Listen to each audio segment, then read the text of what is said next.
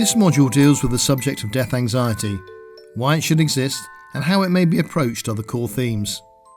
Death anxiety refers to the unique reaction that an individual has when contemplating his or her own death. It may be experienced at the time of a terminal diagnosis, or it may follow a dawning realization that the hope of a cure is lost. For some, it can come in inexplicable waves, even in the absence of disease. It can be felt as a panic or an inconsolable despair that gradually morphs to some sort of uneasy acceptance. This point of death panic can be called a death salience point.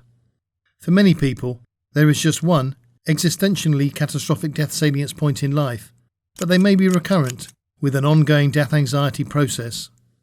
Times vary, they can be good or bad, and, by their very nature, times will be bad when death salience points occur. Once an individual has accepted that death is in sight, future paths can range from a much suppressed form of despair to a heightened appreciation of life's last phase. In Leo Tolstoy's classic tale, The Death of Ivan Ilyich, we experience Ilyич's own moment of existential terror when he realizes that he is, indeed, dying.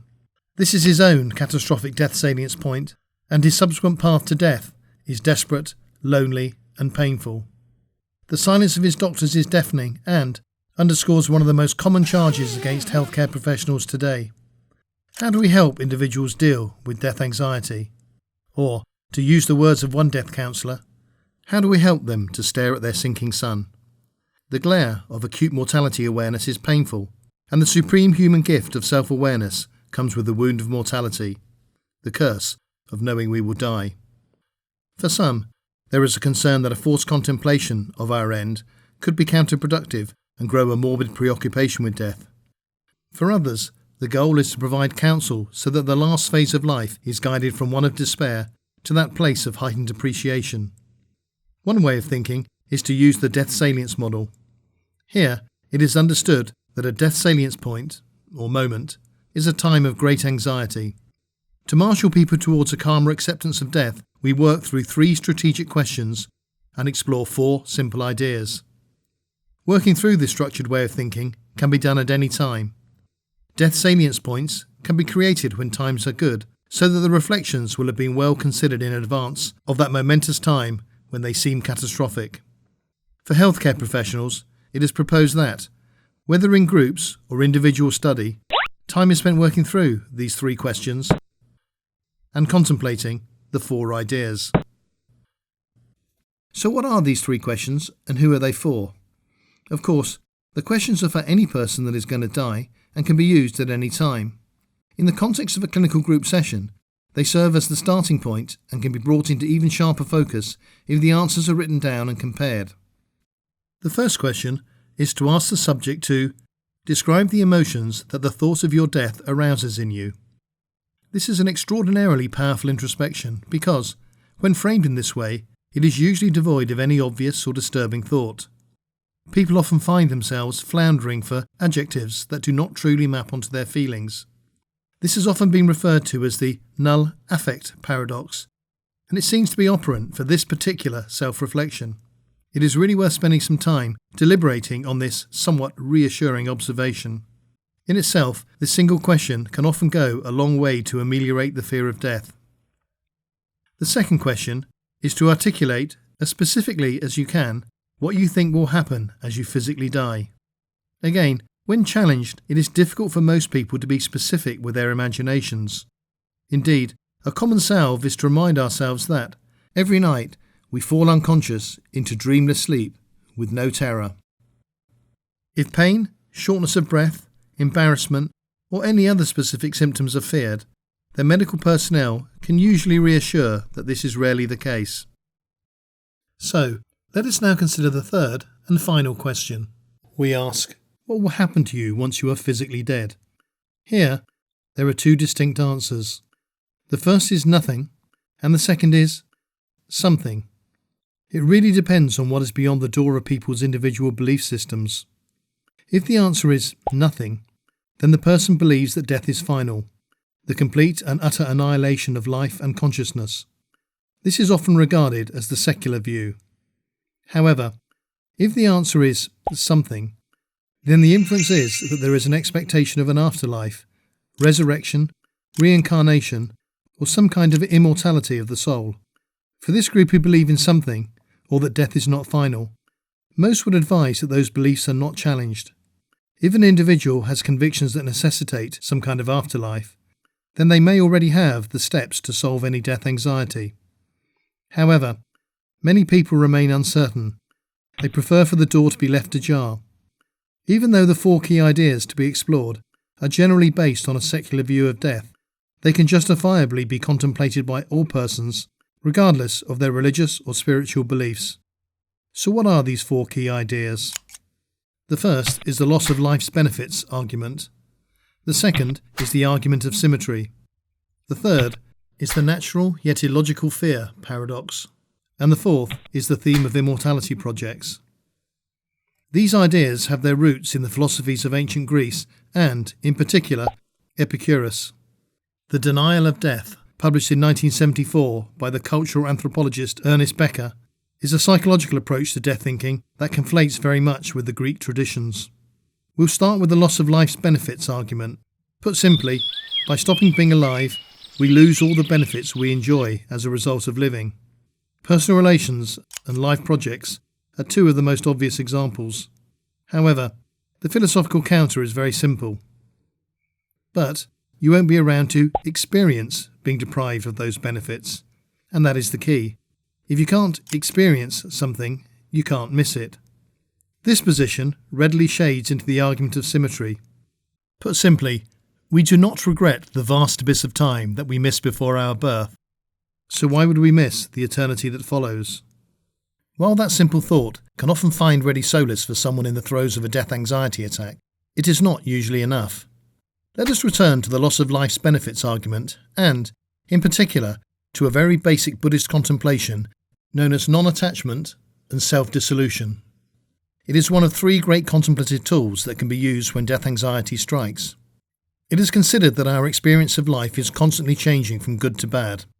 We try to cling on to the good things, and we are averse to the bad. Both constitute attachment. Pain is inevitable, but in this model, suffering is an unwelcome consequence of attachment.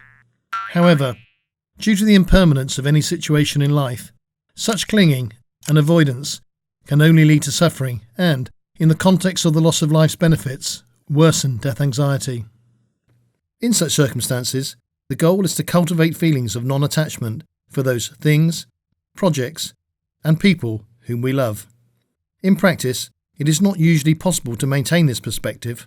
After all, it is life's attachments that give our lives meaning and richness. However, when death anxiety reaches a crescendo, it is a state of mind that, if previously cultivated, can be a comforting refuge for some. In a very similar way, self-dissolution can be a most specific of selves when death anxiety revolves on the thought of the sorrow for those who will be left behind. It is a very counter-intuitive strategy because our notion of a self is so very real. Understanding that our feelings of self are illusory does require some mental gymnastics. However, with deep metaphysical thinking and an understanding of the neuropsychological basis of consciousness, it can be seen that our feelings of self are just transitory mental events that bubble out from the networks of neuronal activity. Traditionally, achieving this mental state is accomplished through meditation. However, it is a state of mind that can be touched upon with rational thought and, as we will return to shortly, with some breathtakingly powerful pharmacological means. We will come back to the theme of self-dissolution in due course. But before doing so, let us next consider the 3rd great idea, the natural yet illogical fear paradox. This paradox was first described by the Stoic philosophers as part of their premeditation of evils. It was most succinctly captured by Epicurus, who wrote, "Since when we are, death has not come, and when death has come, we are not." He argued that if life does not continue after death, then there can be nothing to fear. Yet while this must be one of the most commonly quoted aphorisms on death, it does not explain why a fear of death seems so natural. Indeed, a natural fear of death seems to be a human universal. Exploring the roots for such a fear may help us to understand why Epicurus was convinced that this fear is illogical. Furthermore, it can help us to see how solutions might be sought. One way to consider these roots is to regard a natural fear of death as an epiphenomenon of human consciousness. Consciousness must have a biological purpose, and we can regard consciousness as being the unmistakable sense that we are, or possess, a self that has experiences and emotions. Emotions, such as fear, are seemingly hardwired determinants of behaviour, and fear must have evolved as it provided hominids with some evolutionary advantage. Indeed, evolutionary psychologists suggest that survival is driven by 5 primal emotions. Fear is the first. The others are hunger, anger, contentment, and disgust. However, as hominids also live in social groups and have the ability to both remember the past and predict future events, they have developed a second tier of social emotions. We will consider what these are in a moment, but first, let us see how the primal emotion of fear is affected by projections into the future. For near immediate threats, that advantage is easy to see.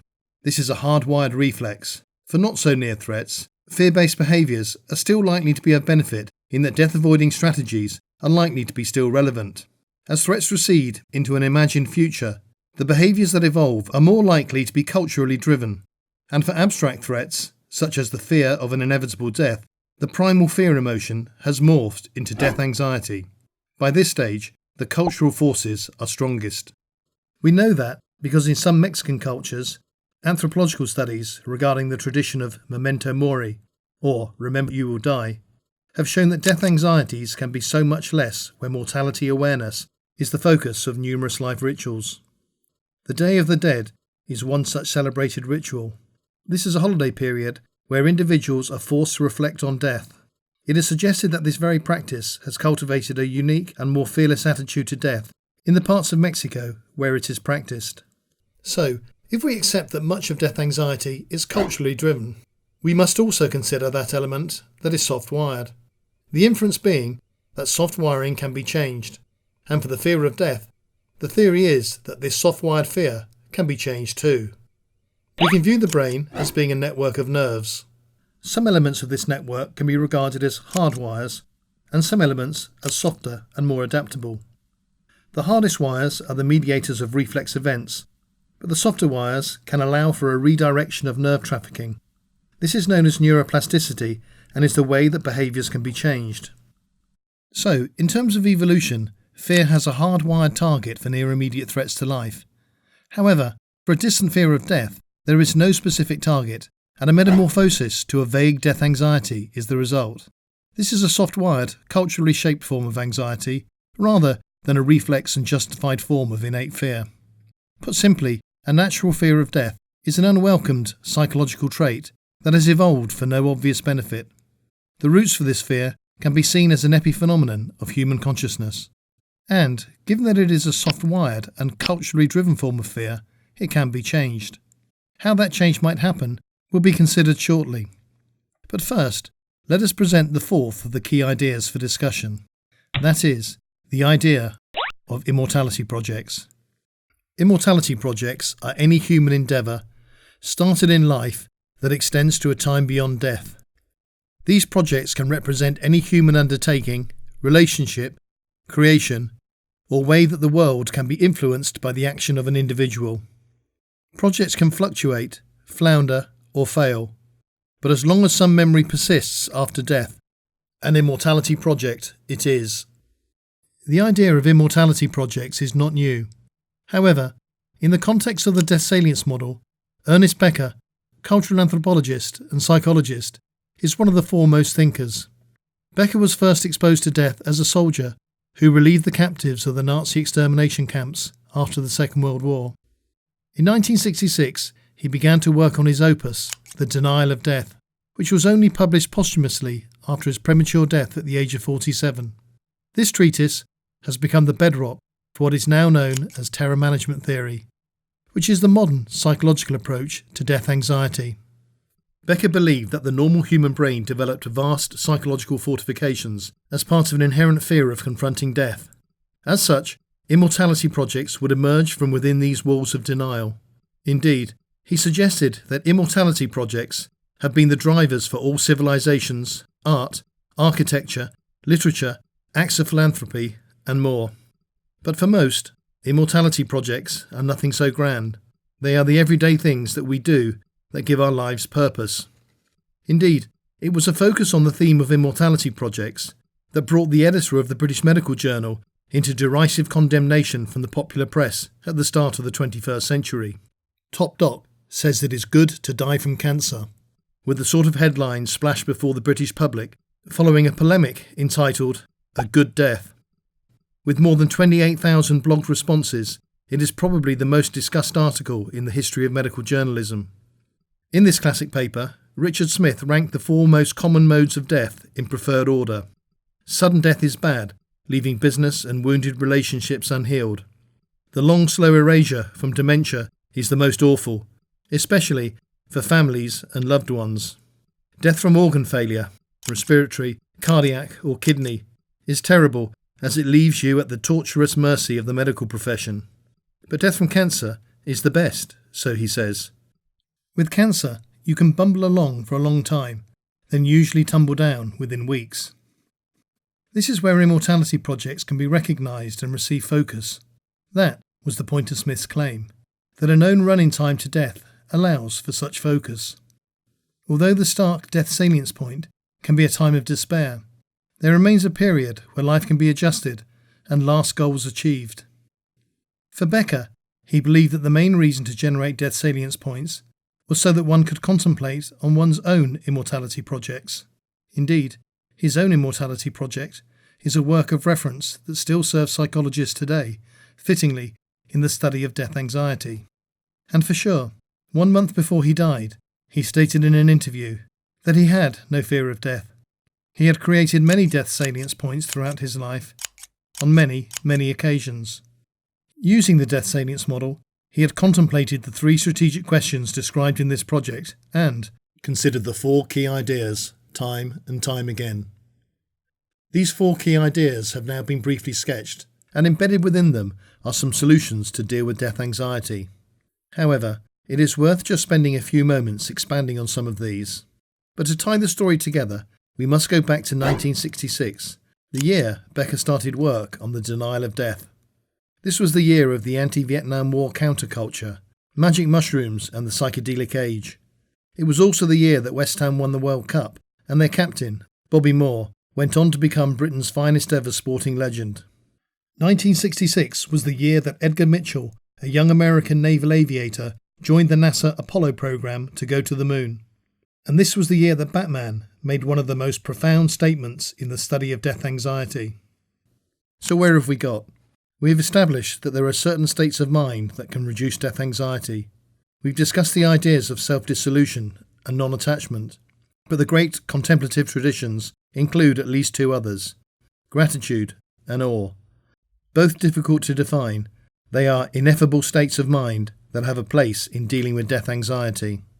So, let us try to understand what these mental states reflect and note how cannily they are related in terms of human psychology.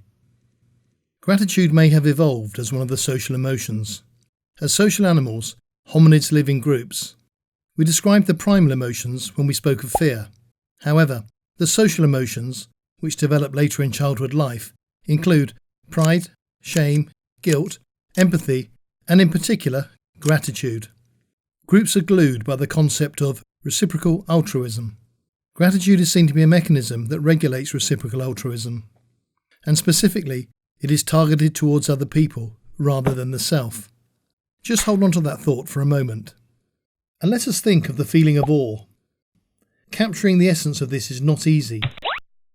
So let us go on the homeward bound journey from the moon with Edgar Mitchell, the 6th man to walk on another world. Just before re-entry into the Earth's atmosphere, he became filled with terror and the fear of imminent death.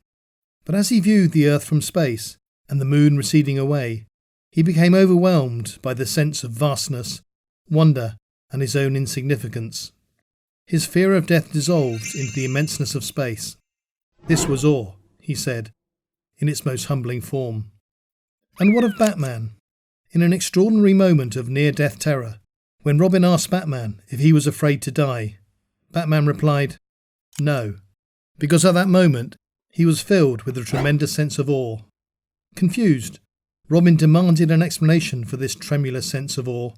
and in a moment of unerring poignancy, Batman explained. He said that awe is the overwhelming sense that the self is insignificant, and without a self, death can have no meaning. No self, no death. Had Batman just described the psychology of awe? Had Batman found a solution for the terror of death? Certainly, Edgar Mitchell thought so. After his return to Earth and his own transformative experience, he founded the Institute of Noetic Sciences, with Batman's axiom serving as an epigraph to the founding literature. But neither Mitchell nor Batman had really said anything new.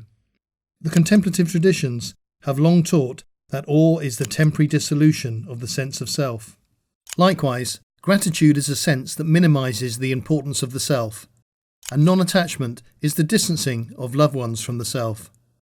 Either way, ego or self-dissolution has been central to the contemplative or psychological strategies for dealing with death anxiety, and the relation of self with non-attachment, gratitude and awe has been tilled by many thinkers. But given that it can be difficult to achieve these states of mind, are there other ways to explore these paths? So it's back to Mexico, and back to 1966, the year of love, protest and the countercultural clashes. In the late 1950s, Life magazine had published the story of one man's search through the jungles of Huatla for the fabled mushrooms that caused strange visions and had been used for hundreds of years by the indigenous people to treat death anxiety. These mushrooms, that contain psilocybin, a mind-altering constituent, launched the Western world into the psychedelic age. In short, psilocybin causes the brain to trip. Perceptions of the world are heightened and distorted, and the sense of time dissolves. Dramatic self-dissolution can occur, and new meanings and interpretations of the world are enabled. Clinicians were quick to see a therapeutic potential for this stuff, and more than 500 dying people, in 18 different clinical studies, were reported to have had their fear of death ameliorated by guided psychotherapy while on a psilocybin trip. But then came the war on drugs, and in 1966 the mushrooms were banned. Psilocybin, as a therapeutic tool, disappeared from clinical practice and research. That is, until a recent renaissance. Now available in tablet form, the clinical trials are back, and the studies in death terror management are being reconducted, but this time under the guide of modern neuroscience. The brain is made up from many independent modules. These are kept under control by the Default Mode Network, or DMN. This network can be visualized on brain imaging, and the anatomical correlates are recognized.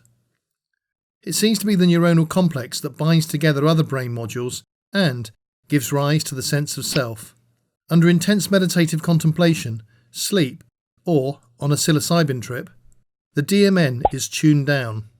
This allows other brain modules to freewheel. Crosstalk between senses is enabled, and previously suppressed neural pathways can become active.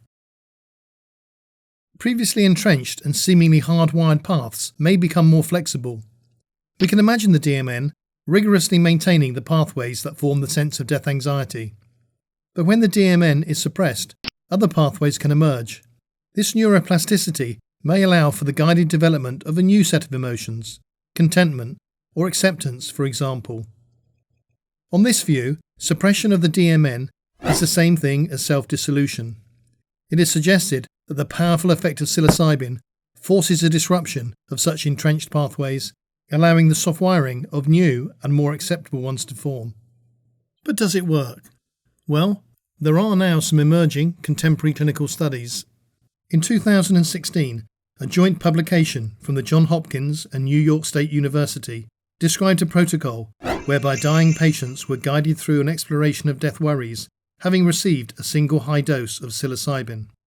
A dramatic relief from death-related terror was reported in 80% of patients who had volunteered for the study, and this was maintained in most for at least 3 months.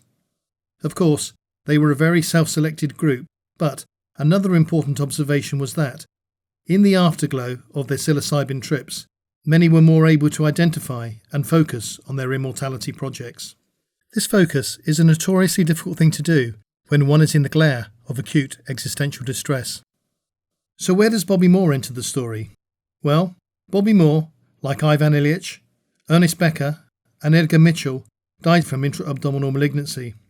Ilyich had had no immortality project and died in despair. Ernest Becker's legacy has been discussed at length in this project. Mitchell is immortalised as one of the only 12 men ever to set foot on another world.